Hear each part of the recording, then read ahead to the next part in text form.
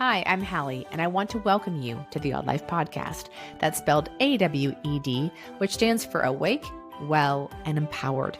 In this space, you will hear inspirational stories, candid and heartfelt conversations, as well as advice from experts, all with the intention of helping women like you live odd AF. Because I believe the more of us that live awake, well, and empowered, the better this world will be. So thank you for being here and welcome to your odd life.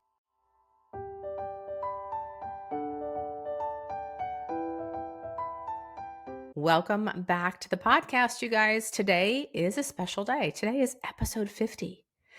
Kind of crazy. I try not to look at analytics because I don't want to be disappointed, but also I don't want to let it distract me from my true purpose of being here. This isn't to necessarily grow millions and millions of listeners. It's more of a way to inspire people that are interested in living awake, well, and empowered. If that's 5 people, then so be it. If that's more, then more the merrier. But I want to take a moment to celebrate this episode because it's hard to show up each and every week. Hopefully I've got a guest for you every other week. But even when I show up on these solo episodes, while it's sometimes easy to sit and chit chat and reflect and talk about things and share what I'm learning, there's also a point where you start to doubt yourself. And I did it last week. You may have noticed, you may not have noticed, but I did not publish last week's episode on time. And this is why, because I doubted myself. I was going through the editing process and I didn't get it done on time. Fine, I'll edit it and I'll get it out late. And the more I listen to it, the more I question myself. Like, what am I talking about? Why did I share that? This is stupid. No one's going to want to listen to this. And whether or not that's actually true is really not for me to decide. Because what I was sharing was authentic. They're real stories. They're things that happened.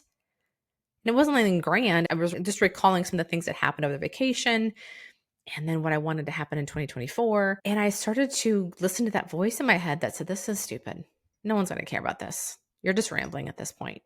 There's a lot of podcasts out there, if you've noticed, of people just rambling, talking about stuff that's happened in their life. There's a ton of those podcasts. So it's not like people don't listen to those things. And the doubt crept in. And one of my angels on earth, my friend Carrie, she and I have been exchanging Marco Polos. If you don't know what Marco Polo is, it's an app that you can record a video of yourself talking, send it to your friend, then they record one, send it back. It just helps if you're busy and it's hard to find time or even take 2 hours to sit down, because that's what it would happen if Carrie and I talked on the phone all the time. It's a good 2-hour conversation. Don't always have 2 hours. I have 10, 15 minutes and I can record something and shoot it off and then she can reply back, and it makes us be a little more concise and take up a little less time, even though I love having the conversations with her as well. I just need to find more time to do that. And at the time I was driving and I just wanted to share some stuff. And I shared with her some things that were going on with me recently. And I shared that I didn't share with the podcast. I decided not to share it because it felt stupid. And of course, she comes back and she says, share the podcast, share it, share the episode. Don't be silly. And it got me thinking, just what I said earlier is, why? Why not? Stop doubting yourself. If even one person listens and they connect with what I'm saying, then that's all that matters. Or something about it sparked them to do something. And not every episode is going to be like this hardcore lesson or this is what I'm doing now. Try this yourself. It may just be sharing something that's going on in life that maybe helps you recall something going on in your own life and you realize you're not alone in the shit that you deal with. That's it. So thank you to Carrie for helping me realize that there's no place for doubt. Just keep moving forward. And even if it is, but the vast majority of people that listen to it think it was a stupid, dumb, boring episode, so be it. How many episodes have I listened to other podcasts? I was like, that wasn't for me. And I just fast forwarded. I still listen to the podcast. I didn't cancel it. I didn't say, ugh, enough of this, because they have more episodes that I could listen to that are more entertaining for me. What makes this any different? So thank you, Carrie, for putting that in perspective for me. I appreciate it. Man, get you some friends like Carrie. I mean, she is the most positive individual. Maybe we'll have her on the podcast at some point, but positive and uplifting. And if I need to change the way that I'm thinking, my friend Carrie comes through every time. If I leave her a voice memo about what's going on, she replies back with so much love and care and support that I could cry thinking about it. So, Carrie, thank you. Love you. So, cheers to 50 episodes, you guys. Thanks for listening. If you've made it this far, I appreciate you. Today is going to be another solo episode because I have yet to schedule another guest at this point in time. It's hard to get done sometimes. People are busy. And even though I've gotten a yes, to get the calendar coordinated is really, really hard. So we're going to just keep recording until we get the other ones done. But today, what I wanted to talk about was what I did last week. I am going up to Omaha. I had the weekend prior. I was thinking about this. There is a new pro sport that's happening in women's sports. It is the Pro Volleyball Federation. They've created 7 teams that are professional women's volleyball indoor. Omaha has a team called the Supernovas, and they had a game coming up last Wednesday. And I decided, you know what? I'm going to go. And my husband had traveled out of town for his work. And I decided, you know what? I've got 2 dogs to take care of, a son. I could have easily stayed home. And I said, I'm going to go. He's capable of getting himself out of bed. He's capable of driving. He's capable of getting himself to school sometimes. And he can take care of the dogs. We're all good. So I drove up Tuesday. And it's only a 3-hour drive from Kansas City. So I drove up Tuesday, stayed with my daughter. And I knew she'd be working the event. Her company called Hurrdat, Hurrdat, Hurrdat Sports. They have a media team and sports reporters, broadcasters, videographers, all these people, and they've become the media partner to the Omaha Supernovas team. So they were all on deck and all working that Wednesday. And so she was going to be there reporting and doing some behind the scenes stuff. So I wanted to go be a part of it. I had gone to the Nebraska Volleyball Day, which was in August. I think it was August 30th, I believe it was. It was a huge event. It drew 92,003 people to the event. It was the most watched live event in person of a women's sport in the world. It set a world record, and I got to be a part of it. And we initially weren't planning on going to that. And it was last minute. They opened up more seats. And I was like, what are we doing? We live 3 hours away. My husband and I both went to school in Nebraska. We love sports. We love women's sports. And so how can we possibly miss this event? So we bought tickets last minute. It was amazing. It was so emotional to watch all these young girls watching. And if you know what it's like to be at a college football game and you watch these, what we call ours the tunnel walk. I think everyone has a version of this. And you see the players come out. They've got a hype video that goes on before that. The band's playing, there's fireworks going off, all kinds of stuff's happening. And it's just such an emotional event. Now, take women, put them in that position, these young college girls from 18 to 22, 23, whatever it is, and they're now running out of that tunnel into a sea of people, 92,000 people. And there's all the media and the press, and there's celebrities watching, and they're the ones that people are cheering for. And all these little girls are on the sidelines and in the stands cheering for their favorite players. It was amazing. So I knew what a historical moment that was that I got to be a part of. And here was a professional women's team starting to play in Omaha, and I should go. So go to Omaha, stay with my daughter. So I reached out to my best friend. She lives in Omaha, and sure enough, she could go to the match. And so we went to dinner and then went to the match afterwards. And it was amazing. I love the way Nebraska supports women's sports. Women in sports inspire so many young girls. And to see something like that live, young girls being able to be there with whatever parent supports them, whether it's both parents, maybe they go with their mom, maybe they go with their dad, to have something that's theirs, that they get to cheer on, that they can see themselves maybe on that court someday. That is so huge. So huge. So if you ever have a chance to go to a professional or collegiate event with a young girl, please take her. Please make an effort, because we can become what we see out in the world. And that's sometimes all it takes for us to see something in person or a grand scale that helps us believe that's something we can do as well. I mean, a lot's changed since I was a kid. I don't even know when I started noticing women's sports. We watched the Olympics and we could see women in the Olympics. But outside of that, there wasn't a whole lot of things for me to see, like whether on TV or in person, of women playing sports. And it wasn't until probably college that I started to understand and pay attention more. And now these girls are so young and they're able to see these things and attend these events. So if you're able to go, it's number one, it's fantastic volleyball. We're pretty spoiled in Nebraska because we've had the Husker volleyball team has been successful for quite a number of years. And there's really nothing quite like that level of competition. But I think this is only going to get better and better as those players come out of college and are able to get drafted. So here are the teams. Let me read these off to you.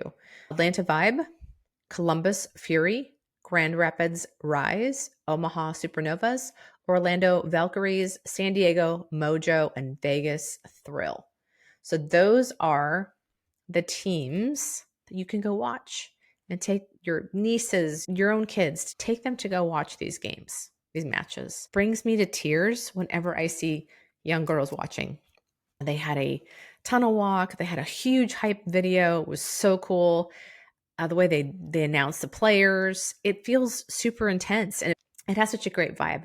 And then watching the women run out the tunnel, high-fiving the little girls, walking out with girls to do the national anthem, it's just awesome. And every time I tear up because I just think about what that would feel like as a young girl to see women at this level playing this kind of sport. It's just amazing. So went to that on Wednesday, which was really cool. Is I got a chance to spend some time with my best friend. Like I said, we had a chance to continue the conversations that we had while we were on vacation, even more so. And her and I, so great. I cannot tell you how thrilled I am that she is now living alcohol free as well. She did not go to treatment or any of those kinds of things. She just decided she liked the way she felt on 75 hard and kept going and really had to question her own relationship to alcohol and why she was using it. And she felt really good not drinking and helped her evaluate a lot of her own behaviors. And her and I are so on the same page with it. It's really crazy. And it's nuts to think about. Just a few months ago, I had no idea that she was doing this. And here we are connecting on so much because of it. And we're having this, yes, me too, reaction to whenever she's telling me something, I'm telling her something. And we're both landing at the same place with feeling super empowered when we don't drink and how much more clear our vision is and our focus in our daily life is. She has that same clarity. And I'm just so dang proud of her for doing it. And it's brought us even closer. And I'm so glad that we have talked about it because now she feels less alone because she's dealing with the same stuff in her own daily life as friends are kind of stumped about what to do with her. But also she's realizing that, oh, wait, all we had in common was going out and drinking together. There was nothing else there, much of substance. So she's in the process of finding some new friends and she's okay with the absence because it's not really what she wants to do anyway and be around. And so I'm really just so thrilled. So whenever I get a chance to go see her, I'm going to be doing that and taking time together because now we can do things together, whether it's vacationing or going for a walk. We have so much more in common now. And we have such a rich history because of our friendship. I've known her since I was in the 4th grade, but now there's another layer that we can add to our friendship, which is so amazing. So amazing. One thing I did when we went to this restaurant, it's a nice steak restaurant, and both were just going to drink water. And we asked for ice water with lemon. And I asked the waitress to put our waters in wine glasses.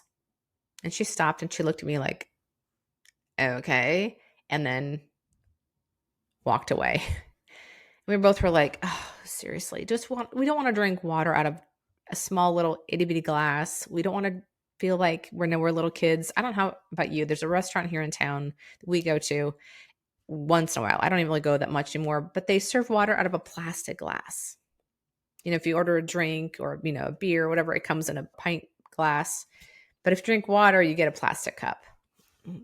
I'm so sick of plastic cups. So I asked for it in a wine glass. And she looked at me like I was a little bit off my rocker. But then when she delivered it, my friend said something like, yeah, there's no mocktails. And so we still like to have a nice drink without feeling like we're just having water. I said, the wine glass elevates the glass of water a little bit. She's like, oh, okay. And then she goes on to say that she's been dry for the last 8 months. She did sober October, and then she's been off the alcohol for a while. So it's not like she didn't get it, but it was interesting her reaction at first. So clearly we need to be asking more for water in wine glasses, folks. My sober friends, let's start elevating our own experience. If it's just water, it's just water. But you know what? Water out of a wine glass is nice, and it's fancy, and it feels different. And if you own a restaurant or you work at a restaurant, maybe make the suggestion of not serving water out of a plastic piece of shit glass, because nobody needs that. Nobody wants that. Maybe if you got little kids, fine, go ahead, give them the plastic glass. I'm a 51-year-old woman. I don't want a plastic glass. Thank you very much. So there you have it. My thoughts on that. But we had a great dinner, great conversation. We had to cut ourselves off so we weren't late to the match, but it was just across the street. Walked over there. She's actually a former college athlete. She played college basketball. I never did. I didn't play college sports, but appreciate them like no other. And so being able to go and see something together, just us, we've never done that before. Just her and I at a sporting event. That's pretty fucking fun. So her and I being there at a sporting event together, just her and I, no kids, no spouses. It was great. I loved having that moment with her. And we were part of history. We were at the very first ever pro volleyball game indoor for women. And I look forward to going to many more. And then the next day, my daughter and I hung out. I was going to go home Thursday, but then since I didn't see her much Wednesday, because she had some work stuff she had to prep for, and then she had to go to the arena and get ready for the whole evening. And then she was home late because of the post-match interviews she had to do and all those things. So I didn't really see her most of the day. And so we hung out Thursday. We went going to get a cup of coffee. I had another friend I was going to meet for coffee, but she got called into work last minute because a coworker was sick. So we'll hopefully get together at some other point. But my daughter and I went to get coffee. She took me to a place, a little town just 15 minutes away. It's called Ashland, Nebraska, just between Omaha and Lincoln. If you're in the area, you need to go check it out. There's a little place called Fariner Bakery and Coffee Shop. Oh, so cute. So stinking cute. It's this, again, little town of like 2,000 people. And it's got a little main street, maybe a block each way. That's about it. Nothing crazy. It's a flashing red light. And they've got this adorable bakery. Fresh breads, pastries, the coffees. They have a little bit of shopping. They've got some dips and spreads and nuts and snacks and wines. And they also had a few non-alcoholic wines, which were great. And their stuff was fantastic. We had some scones and sat there and hung out and talked for a little while. And then we went on the corner. There's a place called Salt Creek Mercantile. And I guess the holidays, my daughter said it was beautiful, stunning. But inside it's hand-woven baskets and candles and hand-poured soaps. And they even had natural deodorant, which I bought some. It comes in a perfect square and it works fantastic.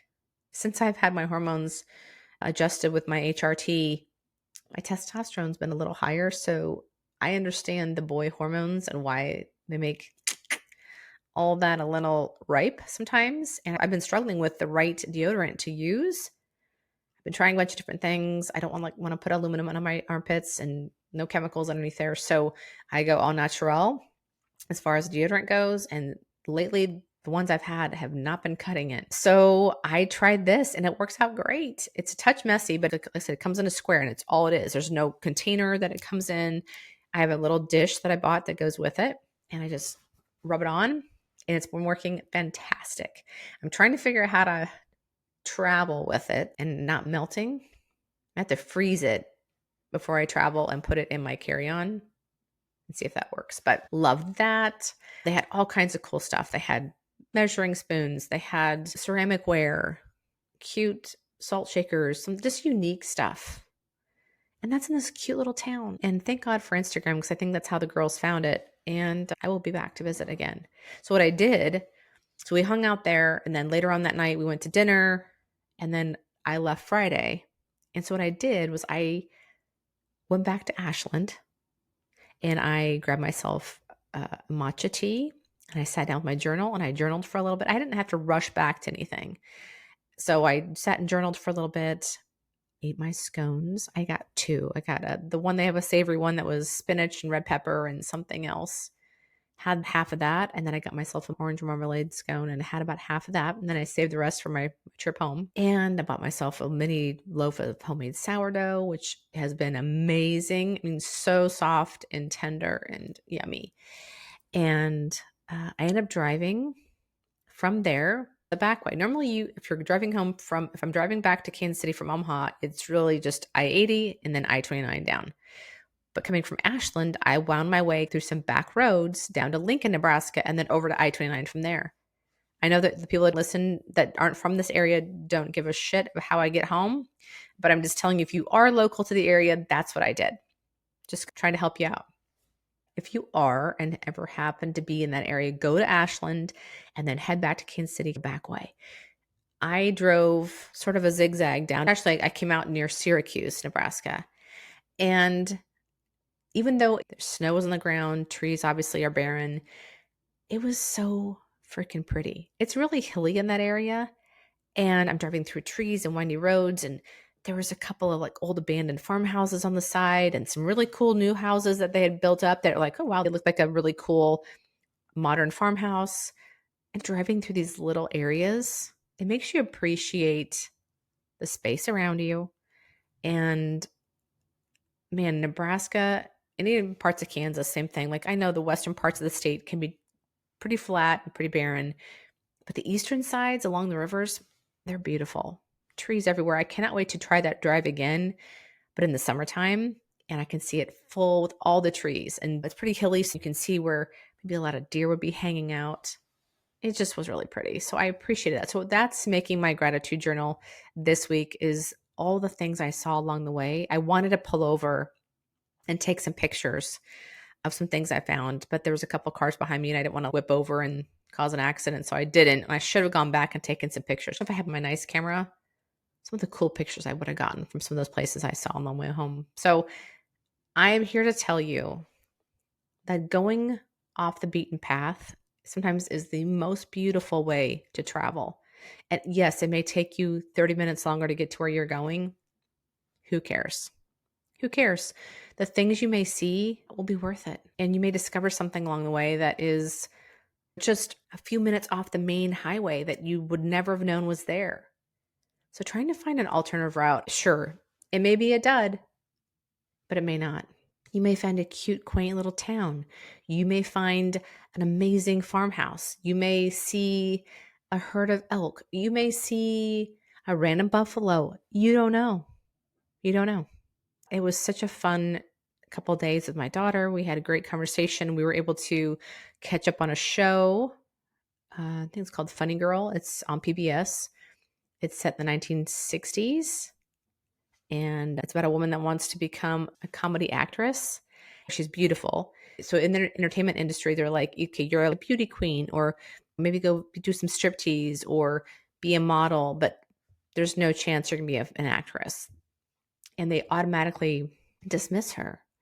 And I've loved the first couple episodes. We're watching her become determined on, nope, this is what I want, and how she goes about doing it. It's pretty cool. So that's one new show that we're watching together. And then we actually just got a chance to have some great conversations and hung out with a roommate, talked a little bit. And the reason why I'm bringing this up is I think about how simple that seems to get in the car, drive a couple hours north, see my daughter, hang out with her, go to an event, which I was going to go by myself. But I thought, why would I do that? I called my best friend and see if she could go. Sure enough, she could go. But I was going to go by myself if no one else was able to go with me. And realizing that a lot of women don't feel that same way. Like I have two aunts that do not drive outside of their metro area. They live in smaller towns, like maybe 8, 9, 10,000 people. And if their husbands aren't driving them somewhere, they aren't going outside of their area. So they don't come see my mom. My mom lives in Kansas City. They don't come down here to see her. She has to go up and see them. They're too afraid to drive in a major city, which I wouldn't think even Kansas City feels like a major city. It's a larger city, but it's not Chicago. It's not New York City, but maybe it feels like that to them, I guess. And I never want to become that. And I feel bad for them that they are stuck. because they've created this fear in their mind that it's so scary. There's no way they could figure it all out. And it makes me sad for them. And I told myself I will never become that. I want to take risks. I want to empower myself. And like I said, to me, driving north 3 hours to a sporting event is not that big of a deal. But to somebody that lives in maybe a smaller area, that may seem like a huge undertaking. And I think it's important to keep growing that, keep building on that. Don't ever stop. Because then all of a sudden your world gets very, very, very, very small. And there's moments for sure that I would love to live on a farm, middle of nowhere, having all the miniature cows and dogs and all the things. But doing that seems like an act of empowerment. Like that's something I'm choosing to do and living in a way that feels very simple, but not small. And I don't mean everyone has to live this big, grand life, but I can guarantee my two aunts feel trapped because they're not able to overcome that fear of driving in a bigger city. And that is a reminder to keep working on this muscle, this empowerment muscle, this courage muscle, to keep doing the things that help me foster that and help me grow that. Because I think as we get older, people are telling you, oh, you're older now, you shouldn't be doing those things. You may cause an accident, or you shouldn't go by yourself, you may fall, those types of things. We will become what we believe people are telling us about ourselves. That makes sense. So where does our own voice show up in all this though? These are a couple things that are happening with all that. Is the people that are telling us that we shouldn't do this, shouldn't do these things, shouldn't do this, shouldn't do that. We may hurt ourselves. Aren't you scared? Aren't you nervous? That may be a projection onto you of their own fears, or they are trying to keep you small because they are scared themselves and can't believe you would want to do this. Or it's something they're just repeating that society has led them to believe is the way it should be. Like you hit a certain age and you should no longer run because you might fall and break a hip. And I think it's just if you don't use it, you lose it. So what I'm getting down to at the end of this is just keep using it. Keep using your courage. Keep using your empowerment muscles. Keep doing the things that light you up. Going for a random drive in the country. Going to visit the small coffee shop in a different town. Taking your camera with you and just driving and taking pictures. Going to a sporting event all by yourself. These are the things that will help you maintain and grow your courage and your stamina and your empowerment muscle and just your belief in yourself. These are not hard things for most people, but if you don't pay attention, if you don't keep doing these things and doing more, you're going to realize your world has gotten really small and then it feels really hard to do those things. Let's say you used to play tennis in high school and you stop playing for many, many years.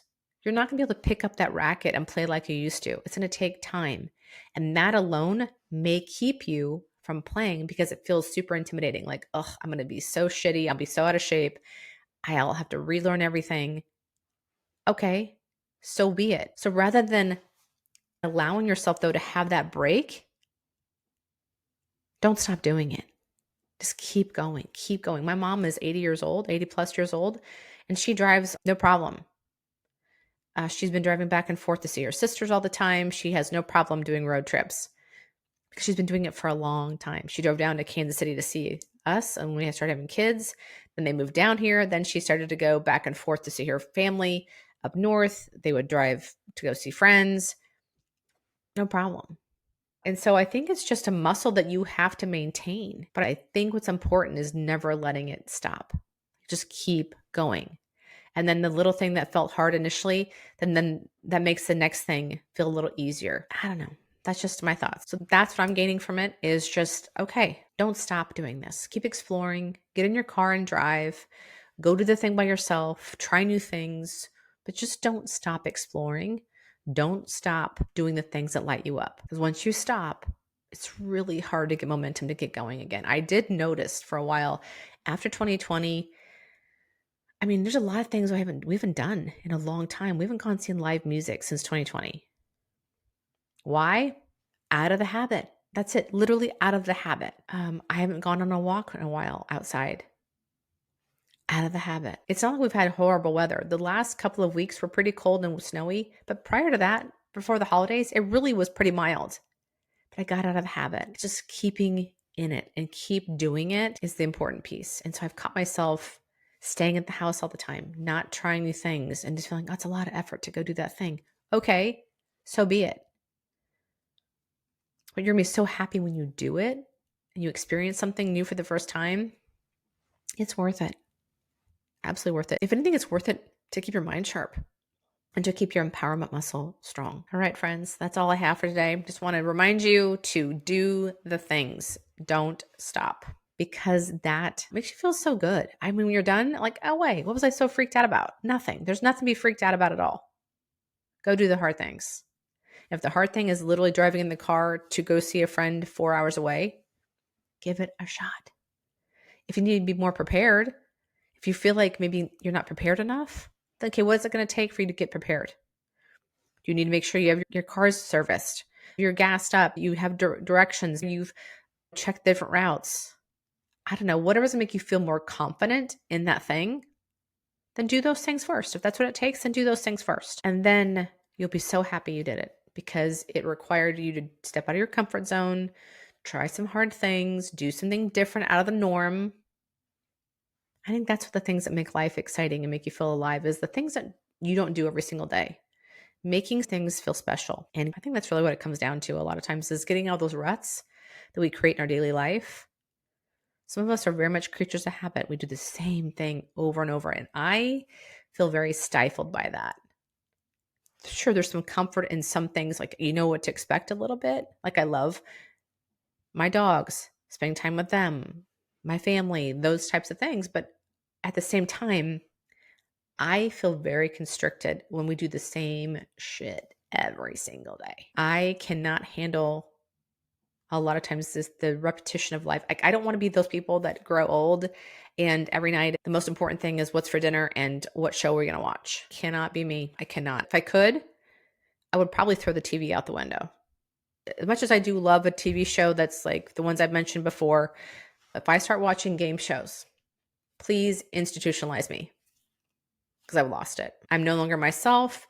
Somebody's taken over and I am no longer existing in my body. Like watching game shows is like, that's all right, I've hung it up to dry and now I'm officially retired from life. I don't want to live my life through a TV. I want to go out and experience the world. I want to travel and be out in the world. And it takes sometimes really pushing outside those comfort zones and really pushing out of just our normal routine. Because I notice when I don't do that, when I stay in my everyday rut, I get pissy and I get irritable and I just feel like something's missing. And it popped in my head, like, because we're talking about her working for the volleyball event. Like, hey, why aren't you going? Go. Even though your husband's not around, go. Do it. And I did. And I'm so happy I did. Great week. Watching women's volleyball, spending time with friends, my daughter, checking out fun little towns and fun little places. And so I'll put all that stuff in the show notes, the places that I visited and more about the pro volleyball. And I hope you get a chance to go and explore in your own life. It's so freaking empowering. I love it. All right, guys, have a great rest of the week. Thank you again for being here for episode 50. Let's keep going. I can't wait to celebrate at 75 and 100 and so on and so on and so on. So thank you for being here. I appreciate it. And big shout outs to my loyal listeners. I know my friend Jill and my friend Carrie are always listening. And I just want to thank you guys from the bottom of my heart that your support means everything to me. And I know you don't have to listen, but you do. And I appreciate it. Love you all. I'll talk to you soon. Thank you again for being here. I am so grateful for your time. And if you liked what you heard, please head to where you listen to podcasts, rate and review. Please share on Instagram, your social media channels, wherever else you go, so we can reach as many people as possible so they can meet these amazing women and hear these conversations. If you'd like to connect further, you can find me over at my website at HallieSawyer.com or on Instagram. I'm usually going to be at Hallie_Sawyer or The Odd Life, which is this podcast specific Instagram account. All right. Have a great day, everyone, and we'll see you soon.